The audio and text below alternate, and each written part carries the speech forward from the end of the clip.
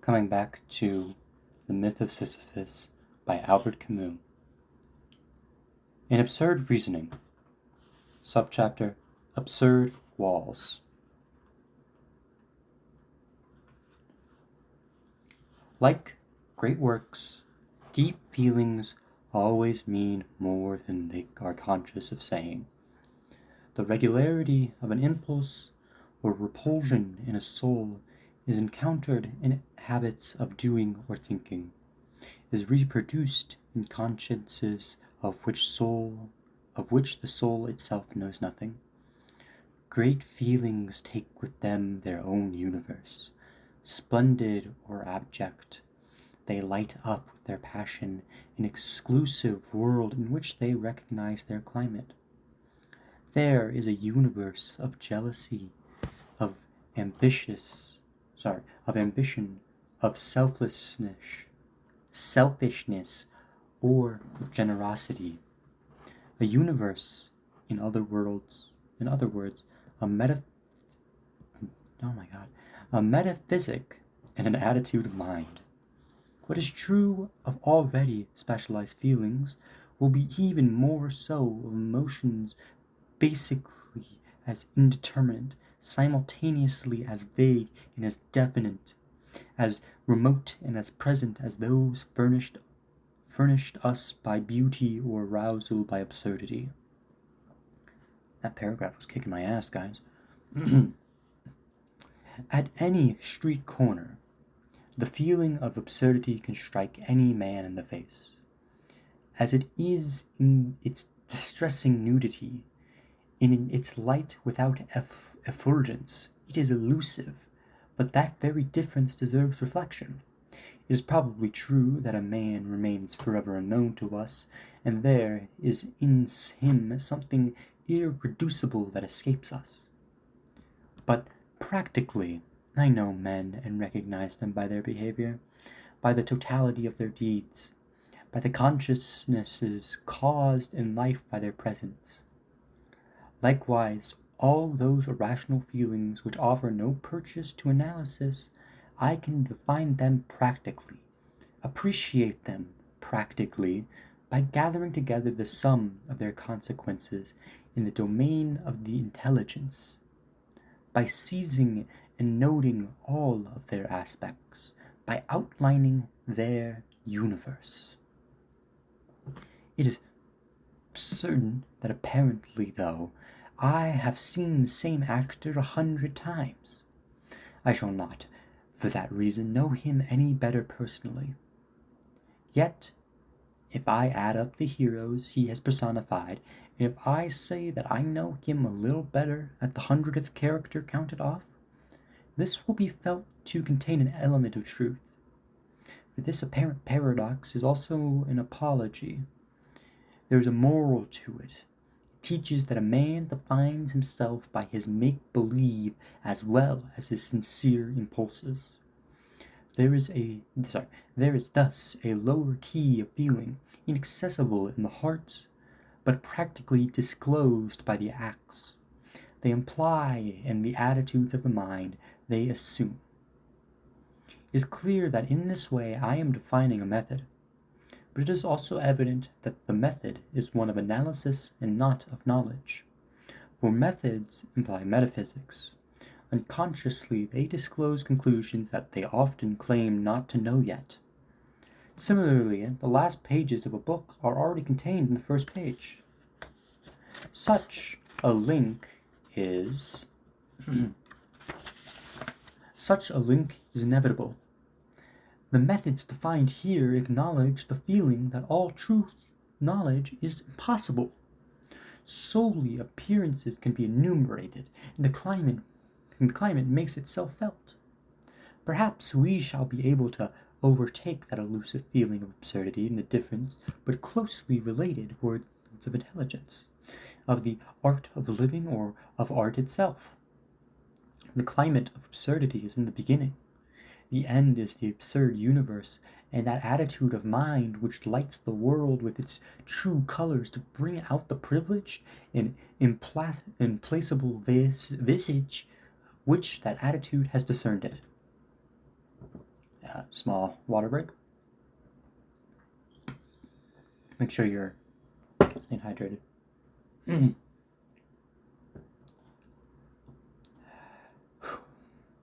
All great deeds and all great thoughts have a ridiculous beginning.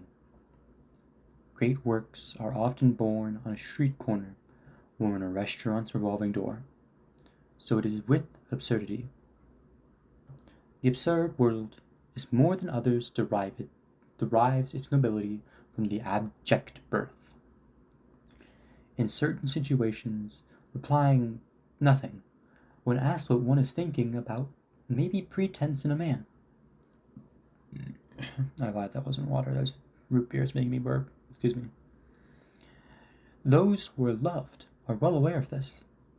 But if that reply is sincere, if it symbolizes that odd state of soul in which the void becomes eloquent, in which the chain of daily gestures is broken, in which the heart vainly seeks the link that will connect it again, then it is as it were the first sign of absurdity.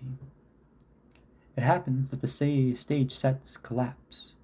Rising streetcar, 4 hours in the office or the factory, meal, streetcar, 4 hours of work, meal, sleep, and Monday, Tuesday, Wednesday, Thursday, Friday, and Saturday according to the same rhythm. This path is easily followed most of the time, but one day the why arises, and everything begins in that weariness tinged with amazement. Begins. It's an important word. Weariness comes at the end of the acts of a mechanical life, but at the same time, it inaugurates the impulse of consciousness. It awakens consciousness and provokes what follows. What follows is the gradual return into the chain, or it is the definitive awakening. At the end of the awakening comes in time the consequence: suicide or recovery. In itself, weariness has something sickening about it. Here I must conclude that it is good, though. For everything begins with consciousness, and nothing is worth anything except through it. There is nothing original about these remarks, but they are obvious. That is enough for a while. During a sketchy reconnaissance in the origins of the absurd, mere anxiety, as Heidegger says, is at the source of everything. Likewise, and during every day of an unillustrious life, time carries us. But a moment always comes when we have to carry it. We live on the future. Tomorrow, later on, when you have made your way, you will understand when you are old enough. Such irrelevancies are wonderful, for, after all, it is a matter of dying. Yet a day comes when a man notices or says that he is 30. Thus he asserts his youth, but simultaneously he situates himself in a relation to time. He takes his place in it. He admits that he stands at a certain point on a curve, that he acknowledges having to travel to the end. He belongs to time and the horrors that seize him. He recognizes his worst enemy. Tomorrow he was longing for tomorrow, whereas everything in him ought to reject it. That revolt of the flesh is the absurd. A step lower, and strangeness creeps in. Perceiving that the world is dense, sensing to what degree a stone is foreign and irreducible to us, with what intensity nature or landscape can negate us. At the heart of all beauty lies something inhuman.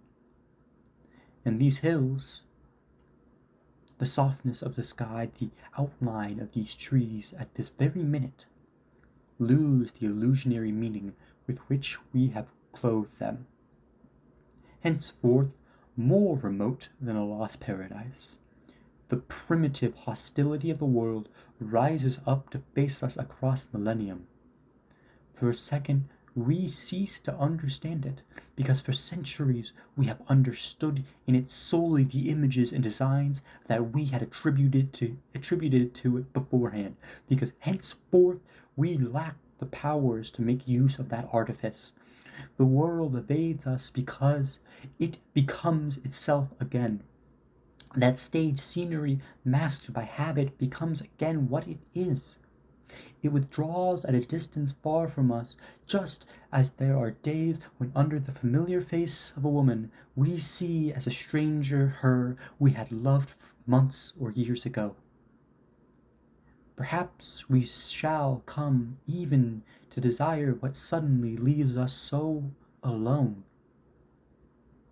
But the time has not yet come. Just one thing, that denseness and that strangeness of the world is the absurd. Men, too, secrete the inhuman.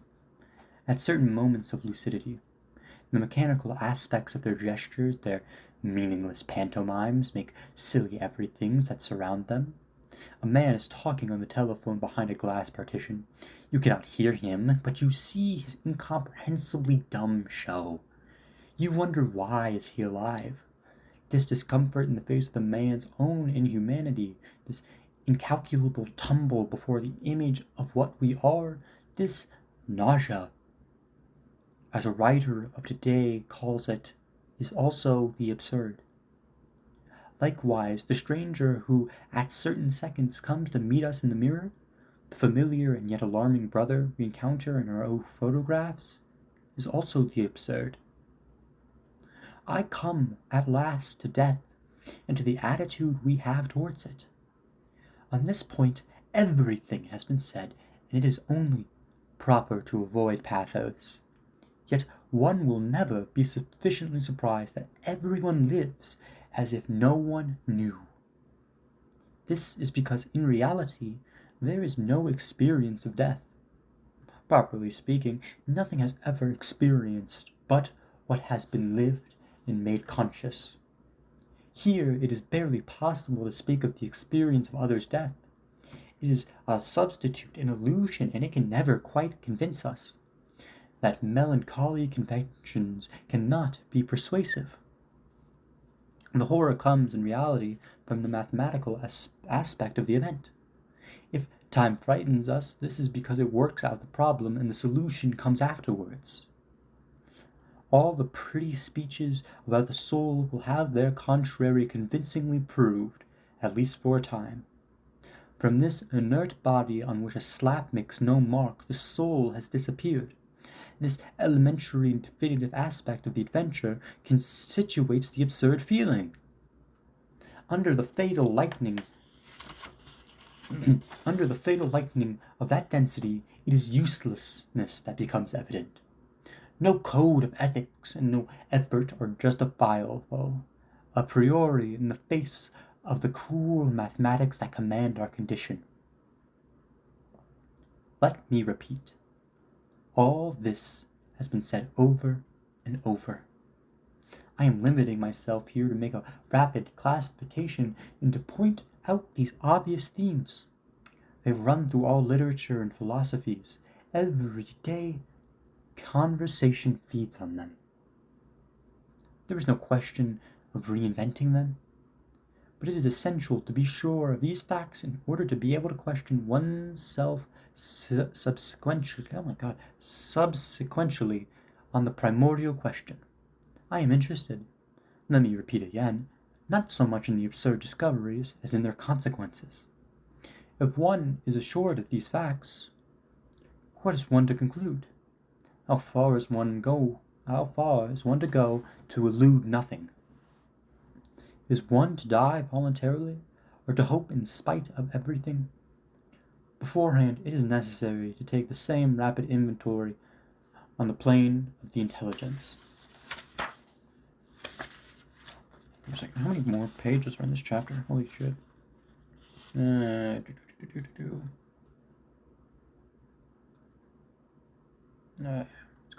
Okay, we've got 11 more pages. Lucky guess. The mind's first step is to distinguish what is true from what is false. However, I'm going to move this. Sorry for the audio quality changes. Rotating. The mind's first step is to distinguish what is true from what is false. However, as soon as thought reflects on itself, and what it first discovers is contradiction. Useless to strive to be convincing in this case. Over the centuries, no one has furnished a clearer and more elegant demonstration of the business than Aristotle. He says, the often ridiculed consequence of these opinions is that they desert the truth of the contrary assertion, and consequently the falsity of our own thesis. The contrary assertion does not admit that it can be true, and if one says all is false, that assertion is itself false. If we declare that solely the assertion opposed to ours is false, or that everything solely ours is not false, we are nevertheless forced to admit an infinite number of true or false judgments. For the ones who express a true assertion proclaim simultaneously that it is true, and so on ad infinitum. I gotta get it right, Jesus. Sorry for commenting on the book so much. This vicious cycle is but the first of a series, in which the mind that studies itself gets lost in giddy whirling. The very simplicity of these paradoxes makes it irreducible. Whatever may be the play on words and the acrobats of logic, to understand is, above all, to unify. The mind's deepest desire, even in most elaborate operations, parallels man's unconscious feelings in the face of the universe. It is insistent upon familiarity, an appetite for clarity. Understanding the words of a poor man is reducing it to the human, stamping it with his seal. The cat's universe is not the universe of the anthill. The truism, all thought is anthropomorphic, has no other meaning. Likewise, the mind that aims to understand reality can consider itself satisfied only by reducing it to terms of thought. If a man realized that the universe like him can love and suffer, he would be reconciled. If thought discovered in the shimmering mirrors of phenomenon eternal relations capable of summing them up and summing them themselves up in a single principle, then would be seen as intellectual joy, of which the myth of the blessed would be a ridiculous imitation. That nostalgia for unity, that appetite for the absolute, illustrates the essential impulse of the human drama. But the fact of that nostalgia's existence does not imply that it is to be immediately satisfied. For if, bridging the gulf that separates desire from the conquest, we assert with Parmenides the realities of the one, whatever it may be, we fall into the ridiculous contradictions of a mind that asserts total unity and proves by its very assertion that its own difference in the diversity whether it claimed to resolve. This other vicious cycle is enough to stifle our hopes. These are again truisms. I shall repeat that they are not interesting in themselves, but in the consequences that can be deduced from them. I know other truisms. It tells me that man is mortal. One can nevertheless count the minds that have deduced the extreme conclusions from it. It is essential to consider as a constant point of reference in this essay the regular hiatus between what we fancy we know and what we really know. Practical assents and simulated ignorance which allows us to live with ideas which, if we truly put them to test, ought to upset our whole life. Faced with this inextricable condition of the mind, we shall fully grasp the divorce separating us from our own creations. So long as the mind keeps silent in the motionless world of its hopes, everything is reflected and arranged in the unity of its nostalgia. But with its first move, this world cracks and tumbles. An infinite number of shimmering fragments is offered to the understanding. We must despair of every reconstructing the familiar. Calm surfaces which would give us the peace of heart. After so many centuries of inquiries, so many applications among thinkers, we are well aware that this is true for all our knowledge. With the exception of professional rationalists, today's people despair of true knowledge. If the only written if the only significant history of human thoughts were to be written, it would have to be the history of its successive regrets and impotences. Of whom and of what indeed can I say? I know that. This heart within me I can feel, and I judge that it exists. This world I can touch, and likewise judge that it exists. There ends all my knowledge, and that the rest is construction.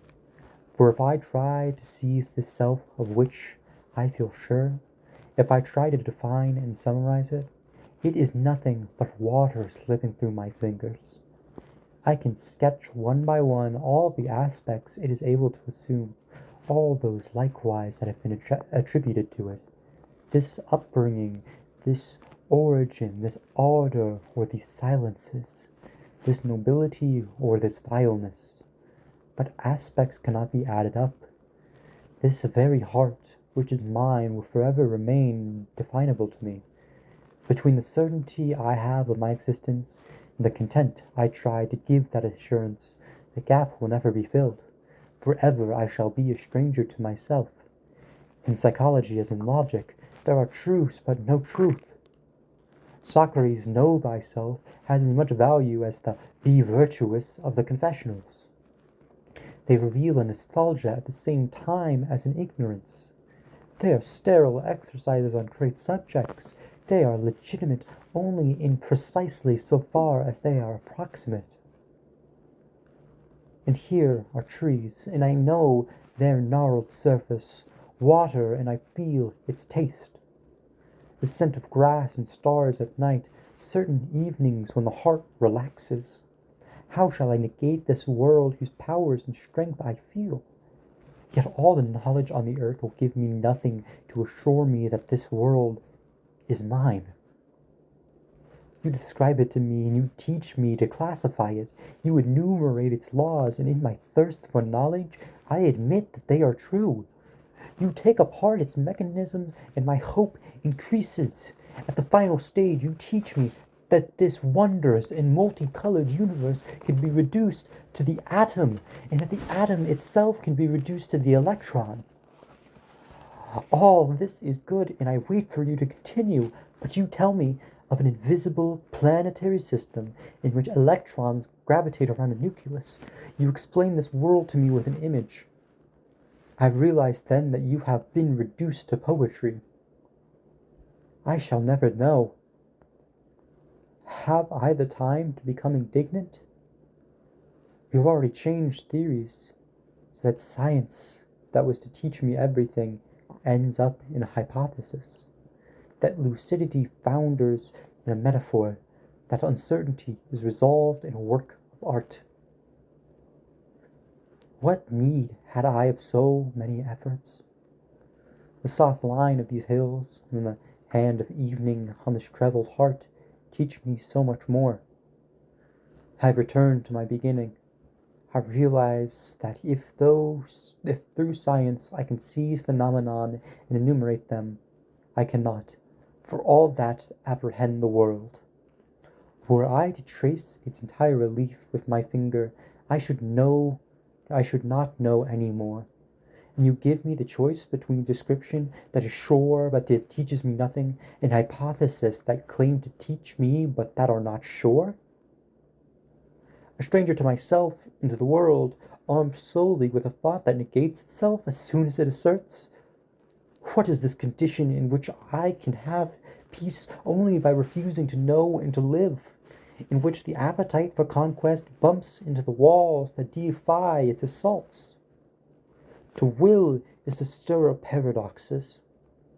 Everything is ordered in such a way to bring into being that poisoned peace produced by thoughtlessness, lacking of heart or fatal renunciations. Hence, the intelligence, too, tells me in a way that this world is absurd. In contrary, blind reason may well claim that all is clear. I was waiting for proof and longing for it to be right. But despite so many pretentious centuries, and over the heads of so many eloquent and persuasive men, I know that it is false. On this plane, at least there is no happiness if I can know. That universal reason, practical, ethical, that determinism, those categories that explain everything are enough to make a decent man laugh. They have nothing to do with the mind. They negate its profound truth, which is to be enchained. In this intelligible and limited universe, man's fate henceforth assumes its meaning. A horde of rationals have sprung up and surround him until his ultimate end. In his recovered and now studied lucidity, the feelings of the absurd become clear and too definite. I said that the world is absurd, but I was too hasty. The world itself is not reasonable. That is all that can be said. But what is absurd is the confrontation of this irrational and the wild longing for clarity whose calls echo in the heart of human. The absurd depends as much on man as on the world. For the moment it is all that links them together. It binds them one to the other as only hatred can weld two creatures together. This is all I can discern clearly in this measureless universe where my adventures take place.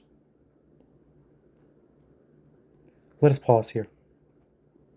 If I hold to be true that absurdity that determines my relations with life, if I become thoroughly imbued with that sentiment that seizes me in the face of the world scene with a lucidity imposed on me by the pursuit of a science, I must sacrifice everything to those certainties, and I must see them squarely to be able to maintain them. Above all, I must adapt my behavior to them and pursue them all in their consequence.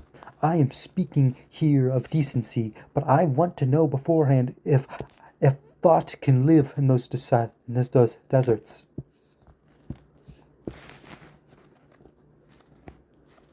Holy, that's good. We've still got a couple pages left. I'm taking another water break.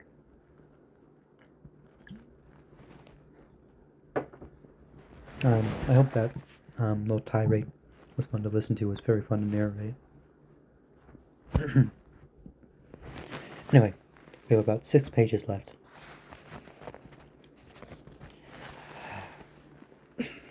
I already know that thought has at least entered those deserts. There it has found bread. Then it realized that it had previously been feeding on phantoms. It has justified some of the most urgent themes of human reflection.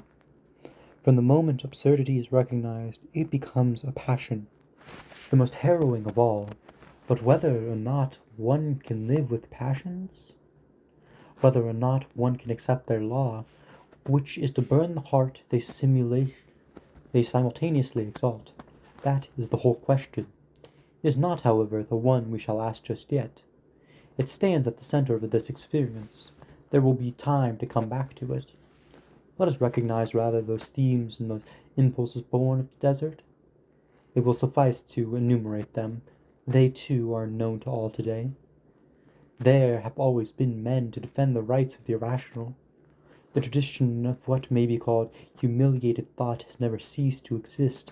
The criticism of rationalism has been made so often that it seems unnecessary to begin again. Yet our epoch is marked by the rebirth of those paradoxical systems that strive to trip up the reasons as if truly it had always forged ahead. But that is not so a proof of the efficacy of the reason as of the intensity of its hopes. On the plains of history such consistency of the two attitudes illustrates the essential passion of man torn between his urge towards unity and the clear vision he may have of the walls enclosing him. But never, perhaps at any time, has the attack on reason been more violent than in ours. Since Zarathustra's great outburst, by chance it is the oldest nobility in the world. I conferred it upon all things when I proclaimed that above all them no exalted will was exercised. Since Kierkegaard's fatal illness, that malady that leads to death with nothing else following it, the significant and tormenting themes of absurd thoughts have followed one after another. Or at least, in this proviso is of capital importance. The themes of rational and religious thought, from Jasper to Heidegger, to Kierkegaard to Chestov, from phenomenal science, that's not a real word, from phenomenologist to Scheller, on the logical plane, on the mortal plane, and a whole family of minds relate by their nostalgia, but opposed by their methods of aims, have persisted in blocking the royal road of reason and in recovering the direct paths of truth. Here, I assume, these thoughts have been known and lived. Whatever may be or have been their ambitions, all started out from that indescribable universe, where contradiction, anatomy, anguish, or impotence reigns. And what they have in common is precisely the theme so far disclosed. For them, too, it must be said that what matters above all is the conclusion they have managed to draw from their discoveries. That matters so much that they must be examined separately. But for the moment, we are concerned solely with their discoveries and their initial experiments. We are concerned solely with their noting agreements. If it would be presumptuous to try to deal with their philosophies, it is possible and sufficient in any case to bring out the climate that is common to them. Heidegger considers the human condition coldly, and announces that existence is humiliated. The only result, the only reality is anxiety, and the whole chain of being. To the man lost in the world and its diversions, this anxiety is a brief, fleeting fear. But if that fear becomes conscious of itself, it becomes anguish, the perpetual climate of the lucid man in whom existence is concentrated. This professor of philosophy writes without trembling in the most abstract language in the world that the finite and limited character of human existence is more primordial than man himself.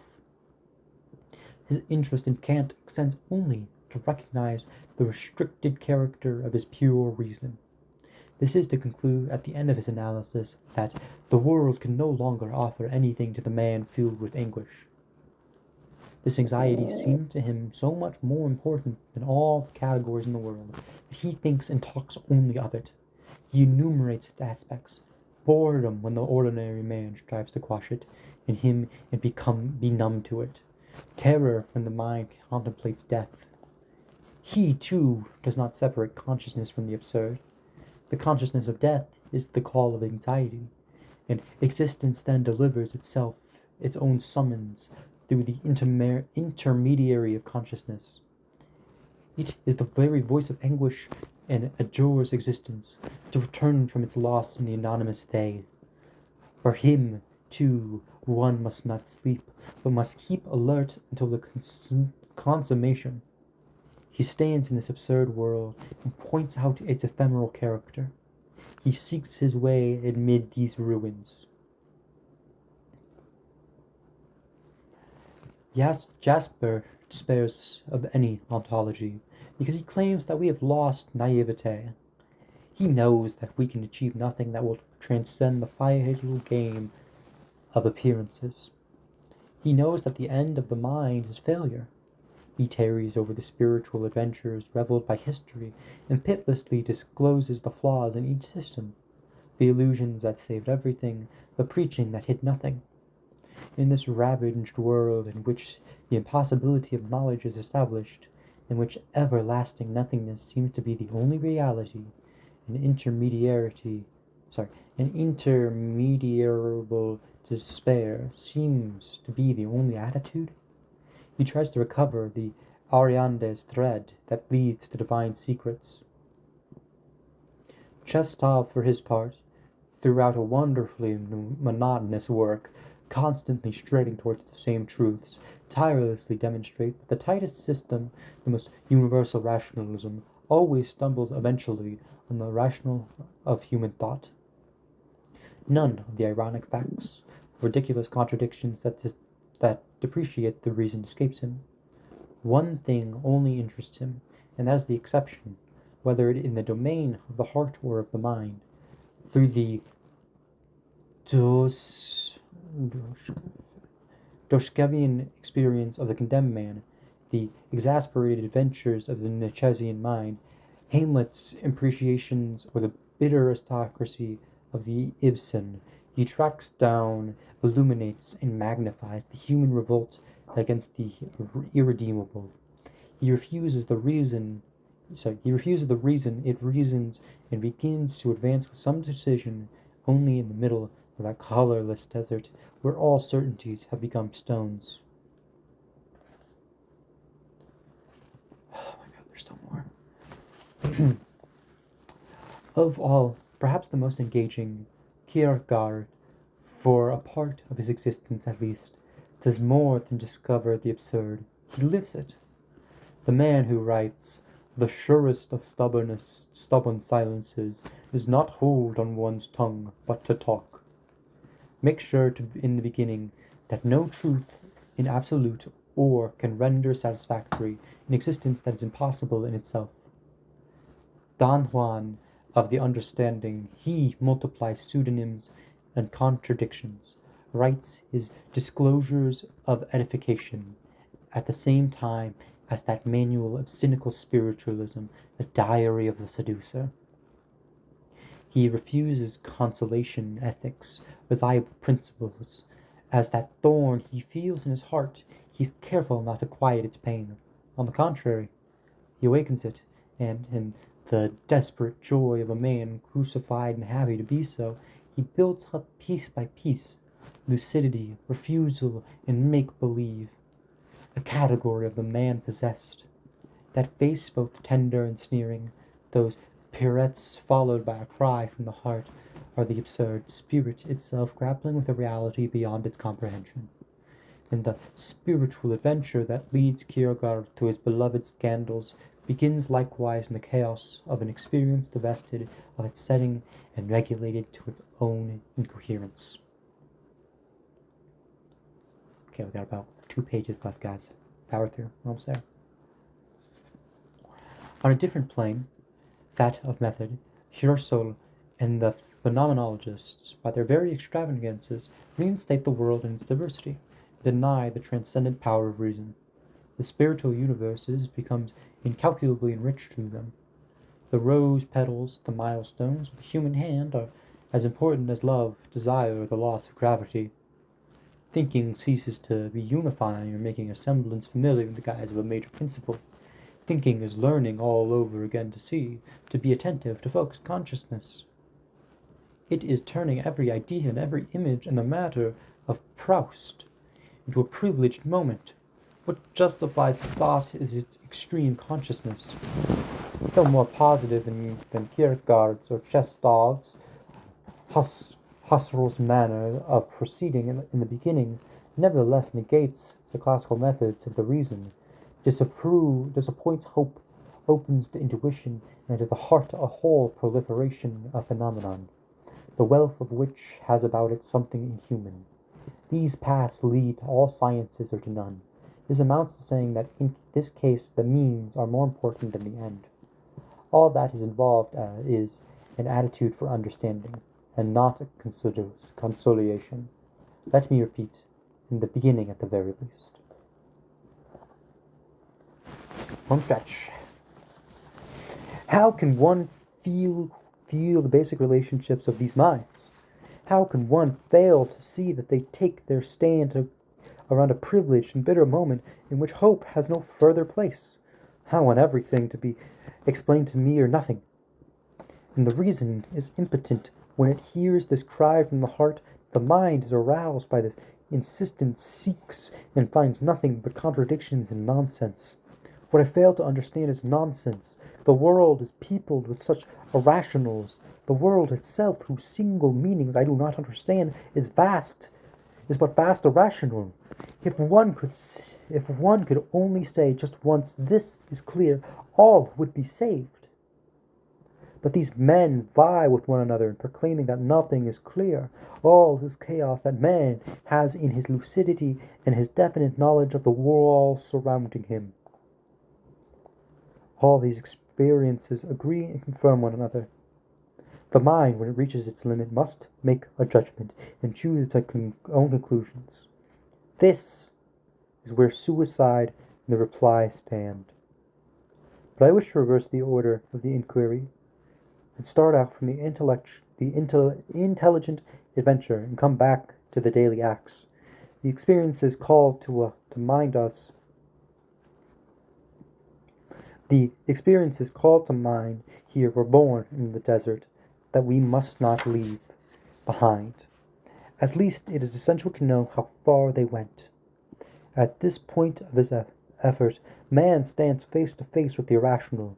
He feels within him his longing for happiness and for reason.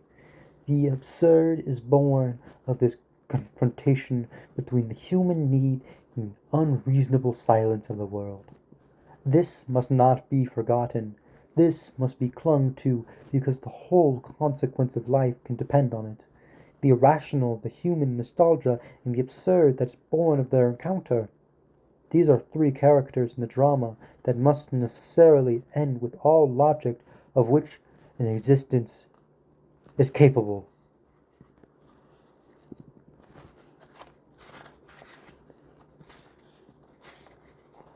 That concludes Absurd Walls. That concludes Absurd Walls. Next up is Philosophical Suicide.